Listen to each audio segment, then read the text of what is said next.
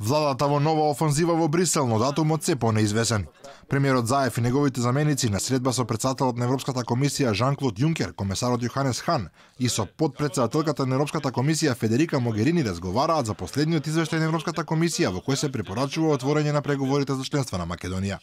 Според информациите од Илинденска, македонската страна од шефот на Европската комисија бара помош за добивање датум за преговори во јуни или јули, поможно заедно со Албанија, но доколку тоа е невозможно, смета дека земјата не треба да биде заложник на групниот пристап од страна на Европската унија. А додека владината делегација на европските бирократи им докажува зошто заслужуваме конечно отпочнување на преговорите, во Скопје францускиот амбасадор Тимоние, чија земја отворено се противи на проширувањето на ЕУ, порачува дека одлуката за преговорите треба да донесат заеднички сите членки на Унијата.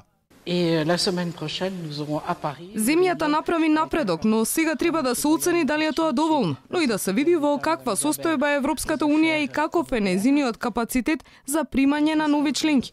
Но бидејќи не станува збор за приклучување веднаш, треба да се види нејзиниот капацитет барем за отворање на преговорите.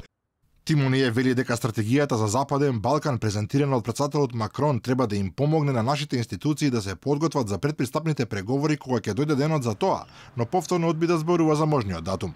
Претседателот Стево Пендаровски пак изјави дека од Европската унија очекува неодложно да го одреди датумот за да ги започнеме преговорите за членство, бидејќи тоа е добитна комбинација за сите засегнати страни. Доколку на Северна Македонија и Албанија не им се даде датум за почеток на преговори за членство, а на Босна и Херцеговина позитивно мислење за поднесеното барање за членство, наместо суштински напредок, во регионот ќе имаме разочарување. Во однос на најтешките прашања, ние го направивме нашиот дел. Сега останува на Европскиот совет да го направи својот дел, да им го даде на нашите граѓани заслужениот датум за отпочнување на пристапните преговори. Според него, секое дополнително одложување на преговорите ќе ја наруши кредибилноста на ЕУ, ќе ги демотивира граѓаните, ќе го забави реформскиот процес и негативно ќе влијае на стабилноста на целиот регион.